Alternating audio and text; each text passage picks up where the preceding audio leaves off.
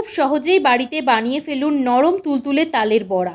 এই রকম সাইজের দুটো তাল নিয়ে সবার প্রথমে বোটার দিকটা ছাড়িয়ে তারপর তালের খোসাগুলোকে ছাড়িয়ে নেব।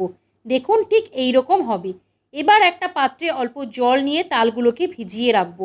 কিছুক্ষণ বাদে একটা পাত্রে গ্রেটার নিয়ে ঘষে ঘষে তালের পাল্পটা বার করে নেব। এবার একটা স্টেনার নিয়ে তালের পাল্পটা স্টেইন করে নেব, যাতে তালের আঁশগুলো বড়ার মধ্যে চলে না আসে।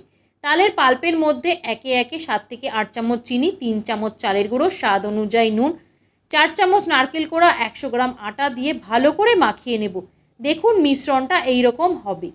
এবার গ্যাসে লোহার কড়াই বসিয়ে তার মধ্যে 200 ml সর্ষের তেল দিয়ে দেব এবং কড়াইয়ের চারপাশে মাখিয়ে নেব।